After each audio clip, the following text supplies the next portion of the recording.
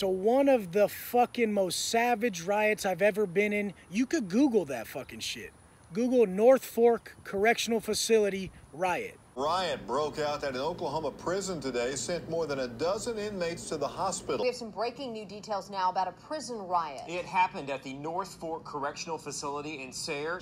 Tonight, the prison is on lockdown, and family members of those who work here are worried about their loved ones still inside. Now, keep in mind, this is all Cali GP level 3 inmates. There was never a PC. There was never anyone under level 3 at this facility. But this was an out-of-state facility in Oklahoma. Now, when this fucking place lit up, let me tell you how it started.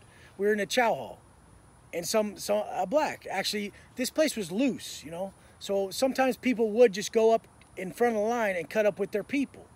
And this day, a black was just gonna go cut up with his people. It was normal for this to happen. But this day, a Southside homie, he wasn't taking it. He didn't want to have it.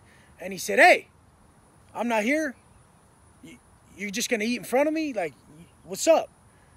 That shit, that's all it took. Everyone just blasted. It just fucking, the chow hall just erupted. Fucking 2 seconds later, fools are slanging trays at each other. Motherfuckers are breaking broom handles, stabbing the shit out of each other. They're so outnumbered. The blacks are so outnumbered that they're crawling in the cages to lock up the fucking equipment and the shit that people shouldn't get to. And fools are pushing the broom handles in to fucking poke them and shit. I mean, this riot didn't just erupt in that area. This riot went to all parts of the prison. Every yard blew up. We responded to many subjects fighting on the prison yard. We understand that pretty much the whole facility yard was fighting. In Gym B, which was a gym with actual cable machines and weights, there was blood splattered up the walls when we went later. There's a video that fucking, if you Google it and go on YouTube, just type in North Fork Correctional Facility riot, and it shows us all piling out of Gym B, laying on top of each other, fucking trying to get out of the way, because they fucking threw smoke bombs in the motherfucker. Riot officers threw tear gas grenades into windows near the prison cafeteria. Soon after, you can see the inmates coming out, some doubled over on top of each other, some on their hands and knees, overcome by the fumes. But honestly, there was one building that was particularly nasty, and this was Gulf building, and in that building, one motherfucker just kept getting domed on. Everyone else, all the other blacks, went and hid in their shit, and the homies were just fucking lighting them up.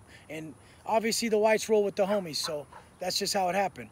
But they had a dude in the day room, and they had gotten the microwave out of the fucking cop's little office, and they were just doming this fool with it in the day room, stabbing him. They were fucking pulling open they got the keys from the cops for opening people's doors and going in there and fucking booking the shit out of them, fucking them up. There was 400 fucking inmates in this riot. We tore up the chow hall. The chow hall was so fucked up that FEMA had to feed us for the next month. Nobody got food cooked in that chow hall for a month. But it was actually dope because we got these sack lunches with these dope ass fucking these submarine sandwiches and foods that we normally couldn't eat. So they hooked us up, kind of. They didn't even know it. But the thing is that there was actually 180 attempted murder charges handed out from this riot. Everyone gets a packet after a riot. You get a packet like this thick. It has everybody's fucking charges, everybody's shit. You get to know everything that happened, everybody who participated. So in all reality, the cops are kind of dropping the dimes on the fools who didn't fucking get in on it. Did everyone get busted? No. So we all know between what and what happened. But a lot of people got attempted murder charges handed out to them. A lot of crazy fucking shit happened. This was one of the most massive riots I've ever seen. Fools fucking, there was softball bats at this place at Gym A, and fools were just getting teed off, just dink, just fucking blasting fools with the shit. And I mean, you know, we're just lucky enough that that's what people don't get. This is what people don't get. They'll speak the names of these high up pens like they're so much crazier. But in all reality, let me explain this to you because I've been at both. Maybe these people haven't. So since I've been at both, I'll tell you what really happens. You go to these places like this out-of-state facility. The cops only have block guns and spray. They don't fucking have real guns. So when it cracks off, everybody's killing each other because no one's getting shot, okay? At a real yard, at these bigger name places, at these Cali pens, these level 4s, these higher up level 3s, they have fucking a mini 14 and a gun tower. So if it starts to crack, they tell everyone to get down, or motherfuckers getting shot, and people do get shot all the fucking time. But the main part about it is these other facilities, these out-of-state facilities, they don't have that. So motherfuckers, the riots last for 4 hours and fools are getting straight killed.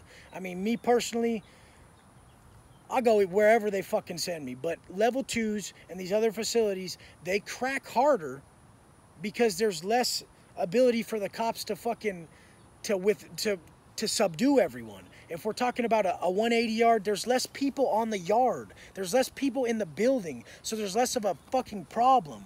If we're talking about a fucking straight gym where fools are stacked in there 3 bunks high, there's fucking too many people in there, and the shit kicks off. It's savage. People get high, you look around the building, and you just see shit start disappearing. You go to hang your towel where you normally hang it, and now the hook's missing. You're like, oh, motherfuckers. You're just thinking, damn, these fools are straight lit. These fools are taking metal from everywhere. Everywhere you used to fucking see a piece of metal, now that shit's gone.